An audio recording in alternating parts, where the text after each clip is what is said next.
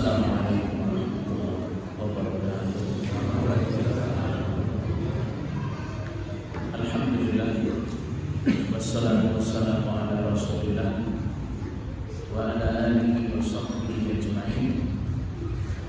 Asyhadu an la ilaha illallah wahdahu la syarika lah wa asyhadu anna Muhammadan abduhu wa rasuluh sallallahu alaihi wasallam.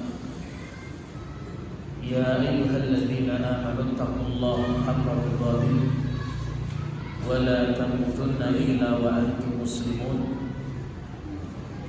Ya ayyuhan nasu taqu rabbakum alladzi khalaqakum min nafsin wahidah wa khalaqa minha zawjaha wa bassa minhuma rijalan katsiran wa nisaa'a wattaqullaha alladzi tasaaluna bihi wal arham innallaha kana 'alaykum raqiba.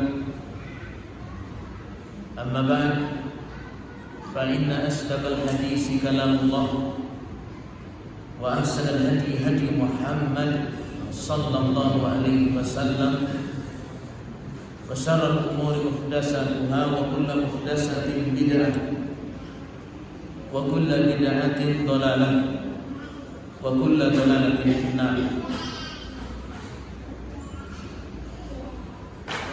Jamaah kaum muslimin wal muslimat, saudara-saudari sekalian, rahimani wa rahimakumullah. Semoga selalu Allah jaga dan Allah selamatkan baik di dunia maupun di akhirat. Alhamdulillah, segala puji bagi Allah yang kita semua harus bersyukur, harus cerdas memanfaatkan sisa-sisa waktu kita ini yang tinggal sebentar lagi atau mungkin besok kita akan memasuki waktu di mana tidak ada lagi untuk beramal, yaitu kematian. Mari kita manfaatkan sisa-sisa umur kita. Sebagaimana disampaikan oleh seorang ulama salaf, Imam Hasan al-Basri, ya ibna Adam, innaka antal ayyam.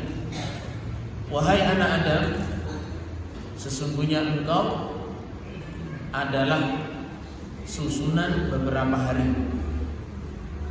Fa idza dhahaba yawmun dhahaba waktu. Ketika sudah berlalu beberapa hari, berarti tinggal beberapa hari lagi. Ini wasiat beliau. Jadi kita cuma susunan hari, ya. Ketika sudah berlalu beberapa hari, berarti tinggal sisanya. Mari manfaatkan dengan sebaik-baiknya. Kemudian salawat salam mari kita senantiasa sampaikan kepada Nabi yang mulia, Nabi besar Muhammad sallallahu alaihi wasallam, keluarga, sahabat-sahabatnya dan semua pengikutnya sampai hari kiamat. Jamaah Bapak Ibu rahimani wa rahimakumullah, kita melanjut pembahasan berkenaan dengan alam kubur. Yang sebelumnya kita membahas tentang manasik kubur, ya, manasik perjalanan, ya, perjalanan menuju mati dan mengurusi orang-orang yang mati atau yang telah meninggal menurut sunnah Nabi Sallallahu Alaihi Wasallam. Yang terakhir sudah kita sampaikan tentang adab-adab memasuki kubur. Ini sudah kita sampaikan pada kesempatan yang lalu. Kemudian kita bahas pada kesempatan ini yaitu beberapa peristiwa yang terjadi setelah mati. Ya, ada beberapa peristiwa yang disebutkan oleh Allah dan juga disebutkan oleh Rasulullah Sallallahu Alaihi Wasallam ketika seseorang sudah dikubur, dimasukkan ke liang lahat. Dan ini penting, jamaah azanillah wa iyyakum jami'an, untuk kuburan kita atau kuburan kaum muslimin ini sunnahnya adalah lahat, bukan sak. Karena kubur itu ada dua macam. Kubur yang pertama adalah al-lahdu, lahat. Lahat itu menjorok ke arah kiblat. Jadi galian yang diarahkan menjorok ke arah kiblat. Tapi yang kedua as-sak. As-sak itu adalah galian tengah. Ya. Nah, ini jangan dilupakan sunnah Nabi. Kata Nabi Sallallahu Alaihi Wasallam, Allah lana, kuburan lahat tadi yang menjorok ke arah kiblat tadi, lana untuk kita kaum muslimin. Wasaqu li ghairina. Adapun yang jeglongan tengah ya, itu untuk selain muslim. Ya. Ini banyak yang melupakan ya, sebagian enaknya ya pokoknya galiannya tengah, maksudnya galian yang untuk ngisi jenazahnya tengah, tidak. Tapi sunnahnya adalah apa? Untuk muslim dan muslimah itu adalah lahat, bentuknya lahat. Ya, jadi kalau mau meninggal wasiat ya, ngomong kalau mau meninggal, ya, sampai nanti kuburannya tolong digalikan dengan apa? Lahat. Ya, nah itu sunnah Rasulullah Sallallahu Alaihi Wasallam. Dan jamaah rahimani wa rahimakumullah. Kemudian setelah dikuburkan di situ, ya, jenazah sudah dikubur, kemudian sudah didoakan, ya, dengan ya Allah ampunilah dia, ya Allah kokohkanlah ucapannya. Itu doa selesai pemakaman, ringkas. Ya, baik. Kemudian jamaah rahimani wa rahimakumullah, harus kita yakini dulu urusan di dalam kubur, kejadian dan peristiwa di alam kubur adalah termasuk perkara gaib, perkara yang gaib. Ini prinsipnya, ini akidahnya. Jadi urusan setelah kita tinggal ini jenazah itu sudah masuk urusan apa? Berarti siapa yang mengetahui? Allah Subhanahu wa ta'ala. Kemudian siapa? Para rasul, Rasul Muhammad SAW. Itu pun juga gak semua.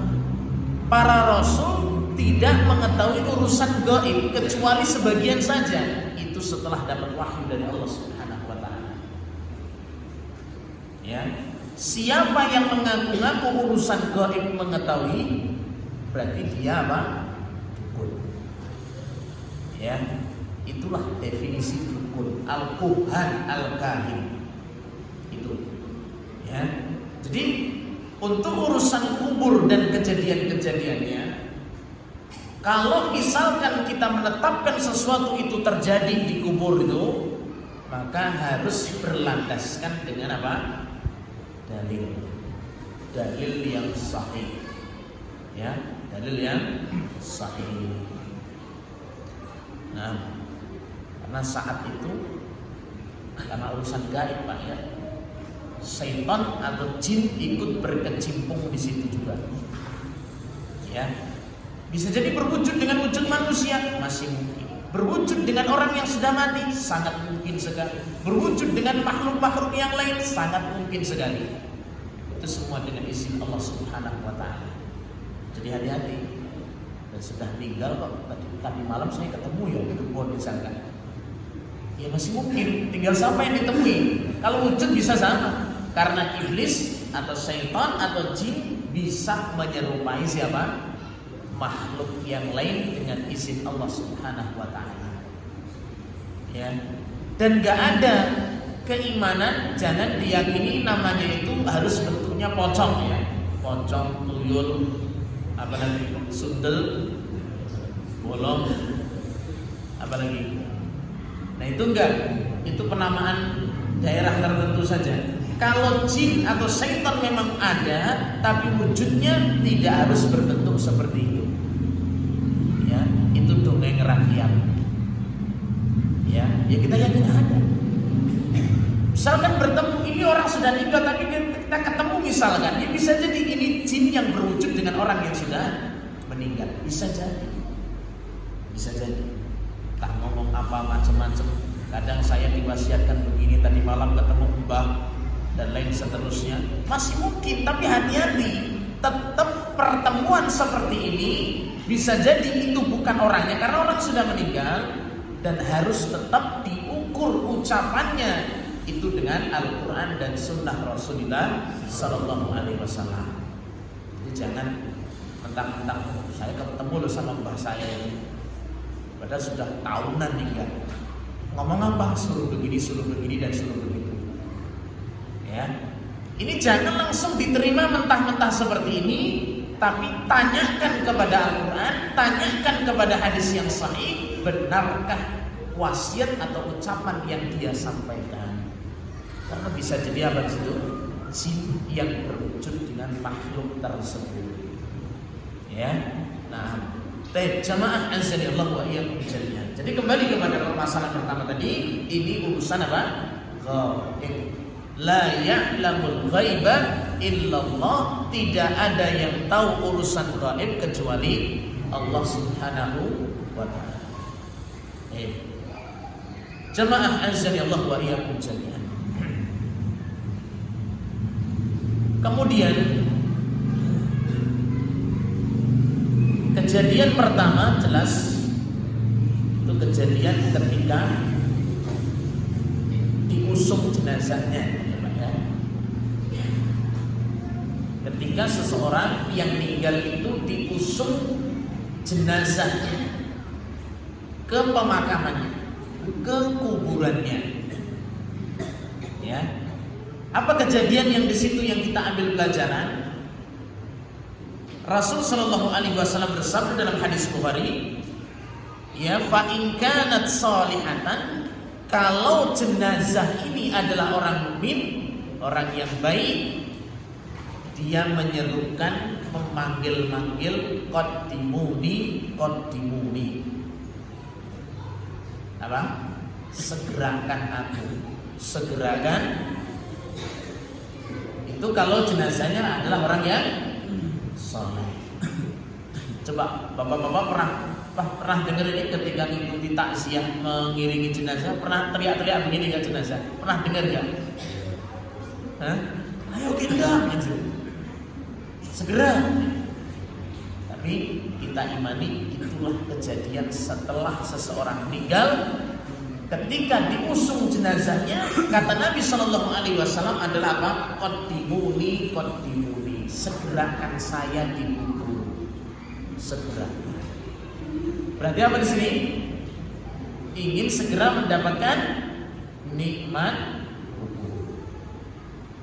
Tapi kata Nabi SAW selanjutnya, wa in kanat ghaira salihatin, kalau bukan orang yang soleh, bukan orang soleh, berarti orang kafir atau orang yang bejat lah gitu. Dia meninggal, fa in kanat ghaira salihatin, kalau dia bukan orang yang saleh, apa? Ya wailaha aina yadhabu. Celaka saya, mana kalian akan bawa saya? Kenapa mereka mau bawa saya kemana? Menunjukkan apa? Penyesalan dan rasa takut. Telinga kita mungkin tidak mendengar. Kalau mendengar kita suudon nanti Pak. Woi, ini jelas wong elek. Cerita sana-sananya orang kan ceritakan orang sudah mati diceritain terus. Enggak boleh ya.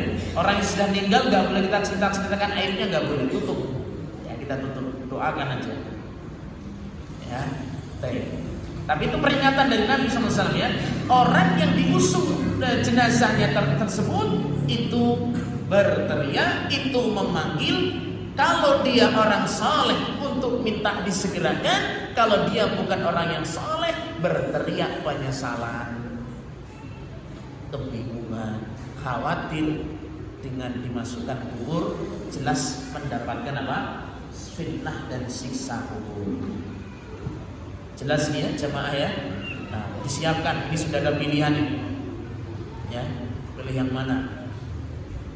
Nah, gak usah nunggu tua ya, gak usah nunggu tua, gak usah nunggu sakit. Intinya persiapkan. Nah, kemudian jamaah rahimani wa rahimakumullah. Yang berikutnya lagi ya, mayit tidak mendengar panggilan yang di dunia. Ya, jadi nggak ada kejadian-kejadian mayit mendengar perkara-perkara di dunia, permintaan yang di dunia. Ya, nah, baik.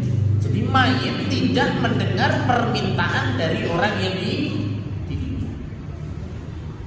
kecuali yang ditetapkan dalam hadis Nabi Sallallahu Alaihi Wasallam, fa innal mayyit yasma'u, sesungguhnya mayit itu mendengar langkah-langkah orang yang mengusungnya, mengusung jenazah. Jadi terompah jalan kaki kita ya, itu terdengar oleh siapa? Si mayit. Ya, si mayit mendengarnya. Baik, itu jelas ada dari. Baik, kemudian juga salamnya ketika kita masuk kubur, kita mengatakan assalamualaikum ahlan diyar minal mu'minina wal muslimin. Semoga kesejahteraan tercurah kepada kalian para penghuni kubur yang beriman. Itu dalam hadis disebutkan disampaikan kepada mereka. Ya, inilah kejadian yang didengar oleh siapa? Mayit. Ucapan langkah-langkah kita ini ketika mengusung jenazahnya, kemudian apa di sini? Salam kita ketika kita masuk.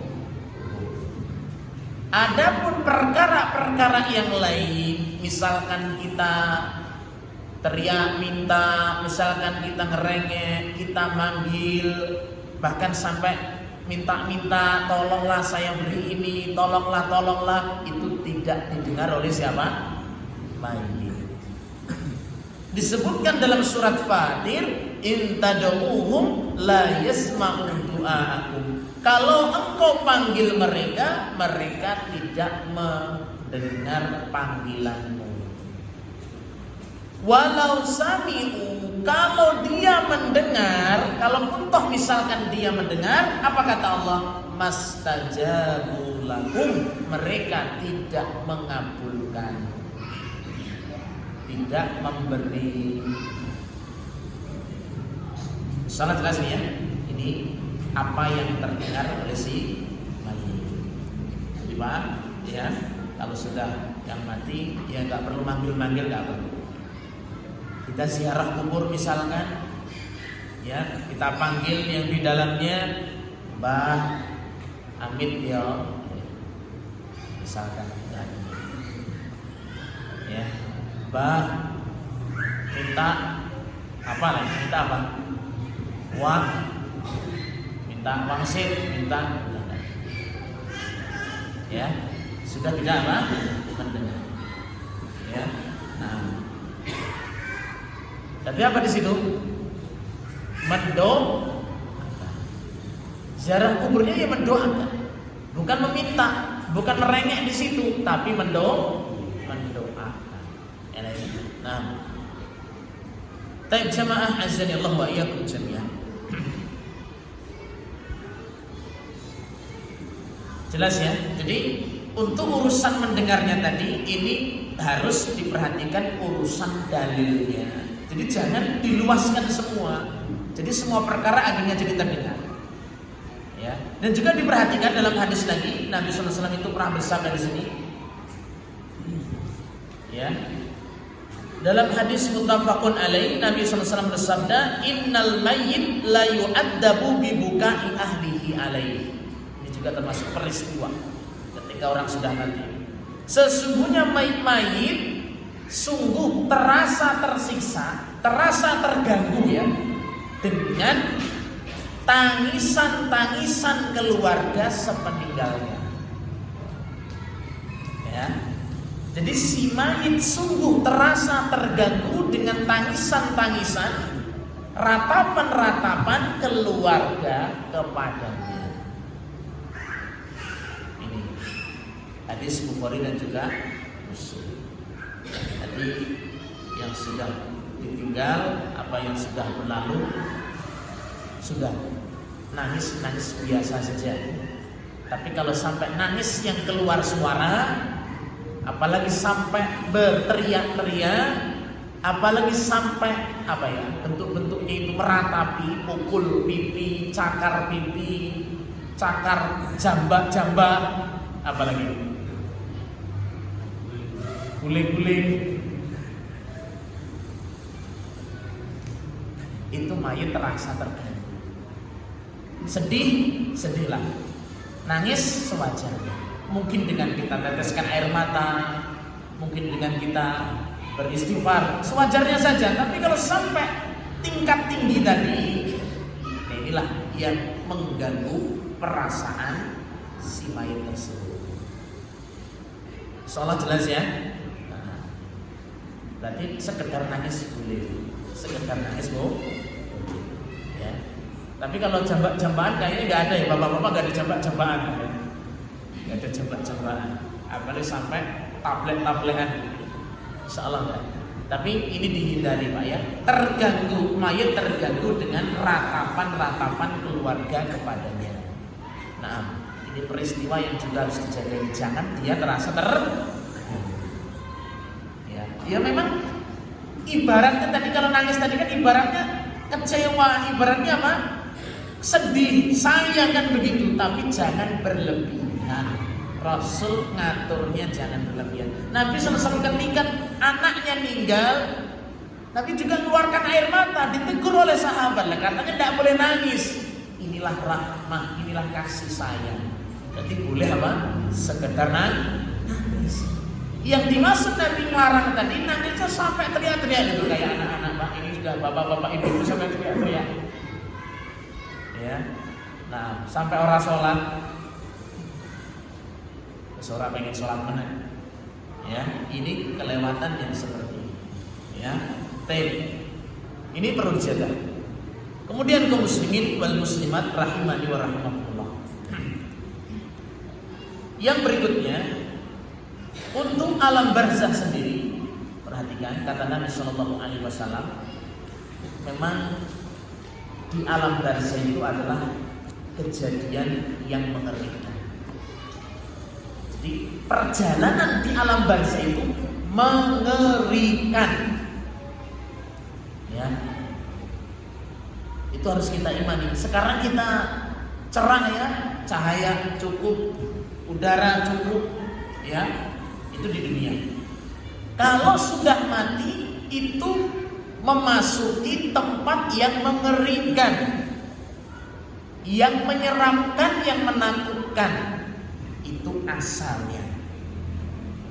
Ya, makanya persiapan betul. Nabi itu sangat sedih sekali ketika selesai menguburkan jenazah. Mesti wasiat Nabi apa? Limisri hadza fasta'idu. Untuk semisal ini dimasukkan di lahan ini, persiapkan betul-betul oleh kalian. Nabi paham karena wahyu dari Allah Subhanahu wa taala. Ya. Disebutkan dalam hadis riwayat Imam Tirmidzi dan Ibnu Majah, hadis ini sahih. Ya. Rasul sallallahu alaihi wasallam bersabda, "Ma ra'aitu mandoron asadda minal qabr illal qabr." Saya tidak pernah melihat pemandangan yang lebih menyeramkan kecuali pemandangan di alam barzah. Jadi persiapkan. Susah betul ya, susah betul. Ya, kalau kita ziarah kubur kan memang tujuannya begitu Pak. Di situ gelap, ya, menyeramkan. Terus bagaimana bentuk menyeramkannya jamaah rahimani wa rahimakumullah? Disebutkan berikutnya, di situ akan terjadi kegelapan yang luar biasa gelap. Makanya sangat butuh, orang itu sangat betul mahal suatu amal itu karena merasakan apa? Betul-betul gelap saat itu. Butuh dengan amal dia ketika di mana? Di dunia. Ya. Disebutkan dalam hadis Nabi sallallahu alaihi wasallam, "Inna hadhil qubur mamlu'atul dzulmah ala ahliha." Sesungguhnya kubur-kubur itu penuh dengan kegelapan bagi penghuninya. Sudah menyeramkan. Isyarat dari Rasulullah sallallahu alaihi wasallam. Gelap. Ya. Nah, alamnya sudah berbeda, gelap. Kita kalau masjid ini mungkin mati lampu, kita nggak terlalu ribut ya, nggak terlalu ribut karena sudah hafal. Situ ke WC-nya, sini pintunya tengah, pintu sebelah sini kan tengahnya, mungkin masih bisa. Bahkan seseorang yang buta saja mungkin masih bisa karena sudah kenal dengan daerah ini kan gitu.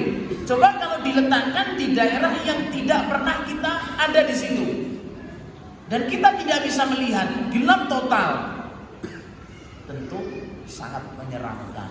Belum lagi memikirkan nasib dia setelah mati ini bagaimana. Ya. Taib. Kemudian jamaah rahimani wa rahimakumullah. Yang berikutnya itu adalah apa? Dihimpitnya kuburannya. Ya. Itu dihimpit semua ya. Semua akan merasakan ini jemaah.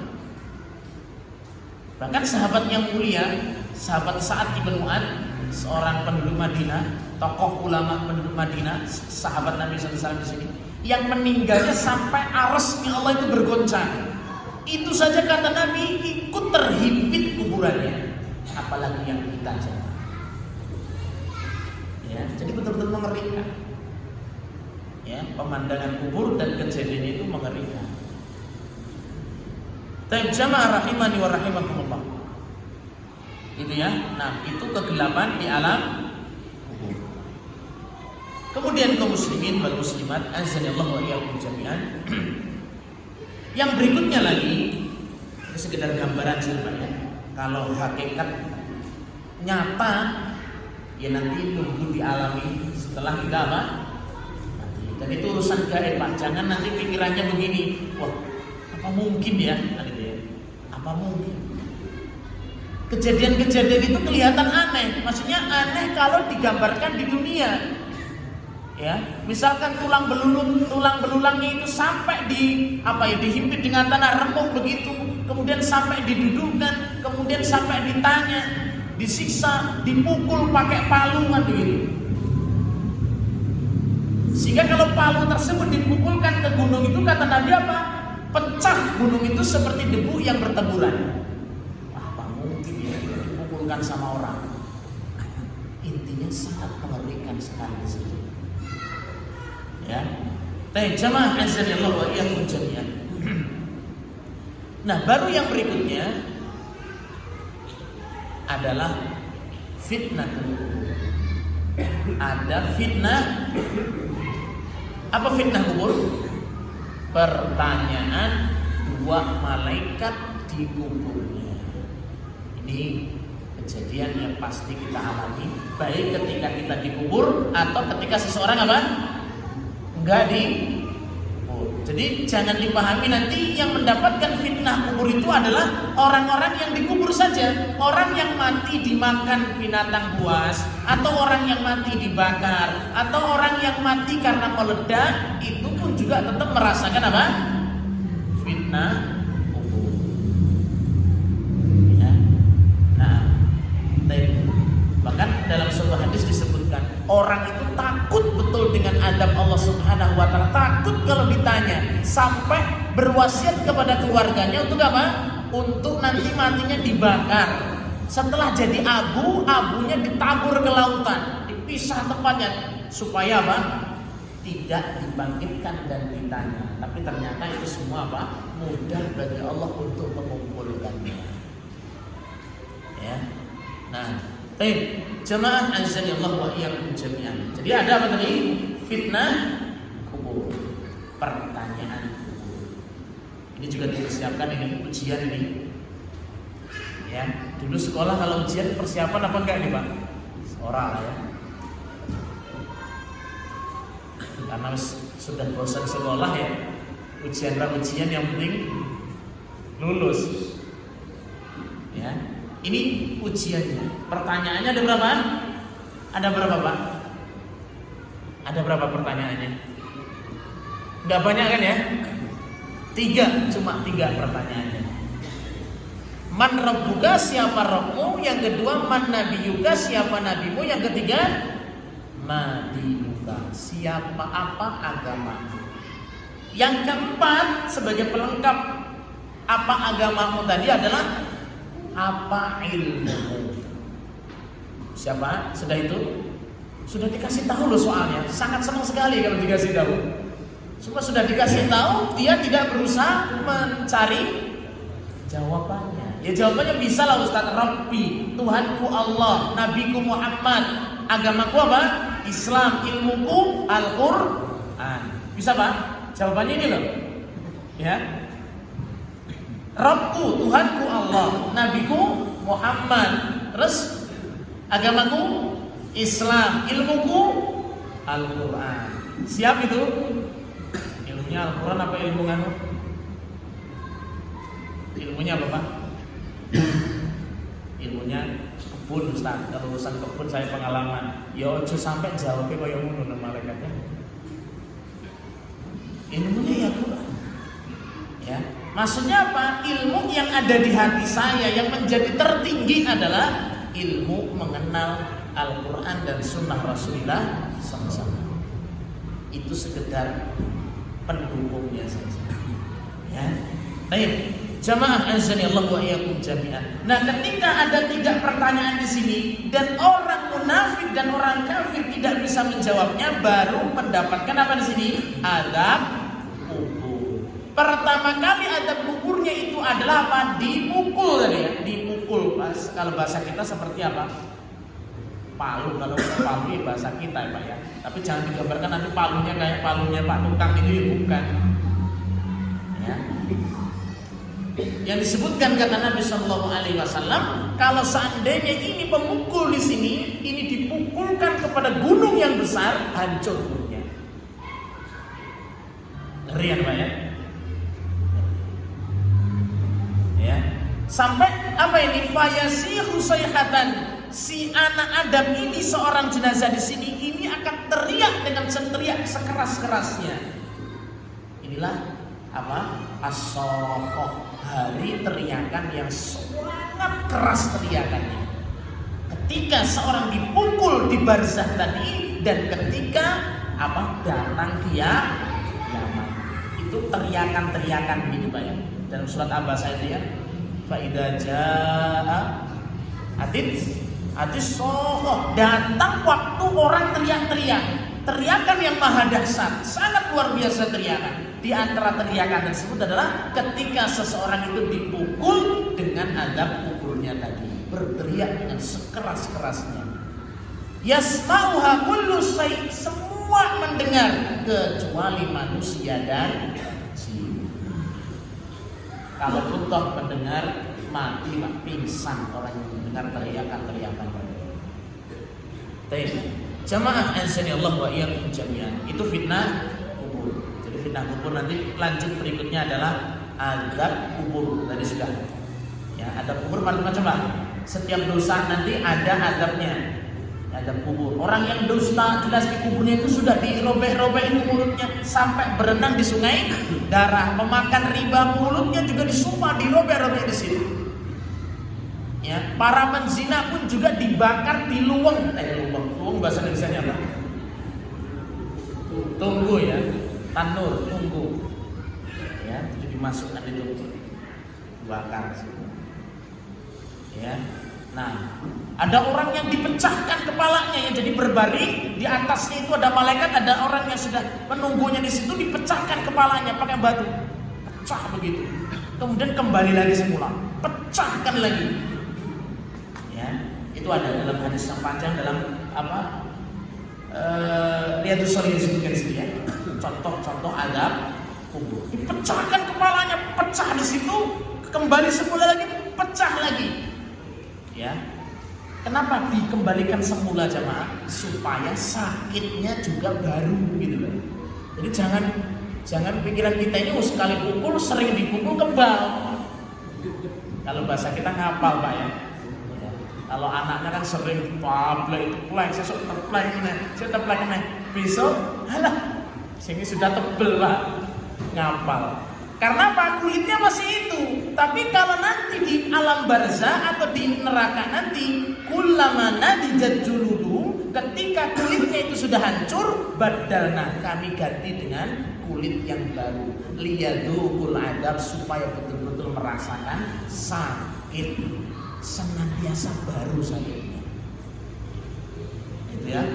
Itu bentuk daripada adab. Ya, itu menerima. Baik, jamaah rahimani wa rahmatullah, dan memang asalnya adab kubur itu rahasia dari rahasia Allah Subhanahu wa taala, tapi kadang-kadang akan dinampakkan pada jasadnya. Itu kadang-kadang nampak. Tapi ini bukan sesuatu yang pasti Pak ya. Kadang seorang buka kuburannya kosong, bisa jadi. Ya, tapi jangan ini berarti orang jelek, jangan. Tapi bisa jadi ini pelajaran. Ini pelajaran, ya, pelajaran. Tapi asalnya adalah dirahasiakan oleh Allah Subhanahu wa taala agar kita tidak saling suudzon, prasangka buruk.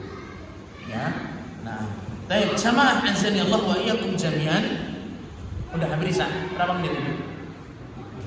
3 menit. Ya sudah itu kalau proses saya. Nah.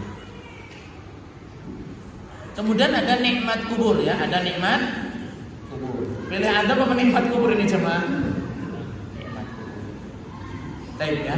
Jadi perjalanan di sini masalah luar biasa.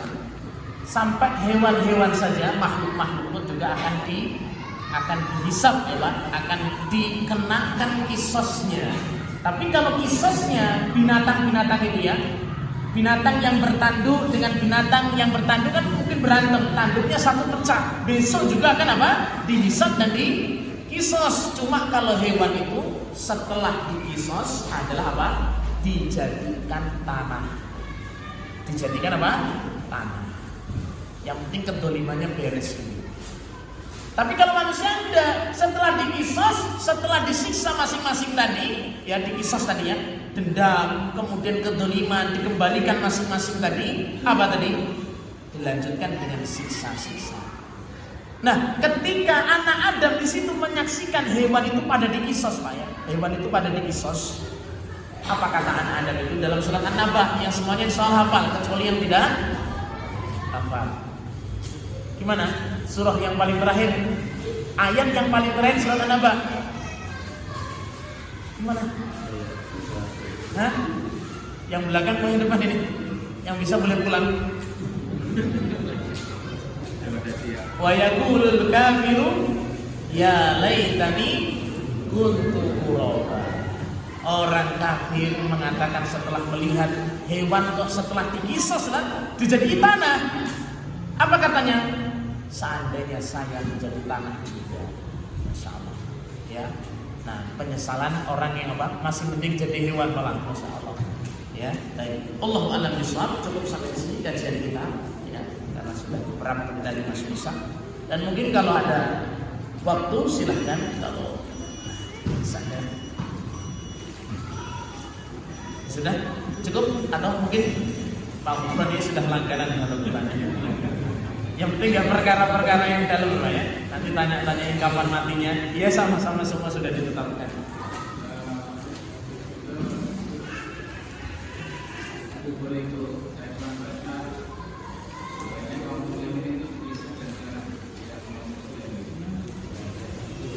Kuburannya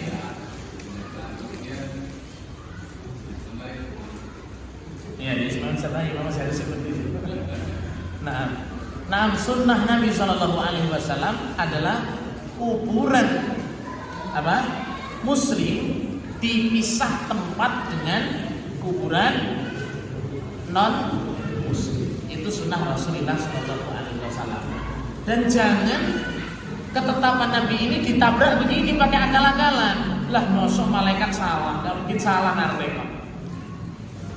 Ya, itu maksud Nabi adalah memuliakan Muslim, menjaga kehormatan Muslim. Dan kita pun juga adab ketika masuk kuburnya pun juga berlaku baik di situ untuk menjaga kehormatan Muslim. Jadi jangan nanti malaikatnya enggak keliru, ya jelas tahu, ya jelas enggak keliru, Allah juga enggak keliru. Ya, nah, baik. Jadi sunnah Nabi SAW yang tetap adalah memisah kuburan Muslim dengan kuburan apa? Yang kafir. Ini blok Muslim, ini blok non Muslim. Ya. Ada yang campur ya? Besok pesannya lain lah di bulan Muslim. Nah, baik, cukup sampai di sini ya Pak ya. Cukup ya, sudah masih bisa. Insyaallah kita lanjut pada kesempatan yang berikutnya. Subhanakallahumma bihamdika asyhadu an la ilaha illa anta astaghfiruka wa atubu ilaik. Assalamualaikum warahmatullahi wabarakatuh.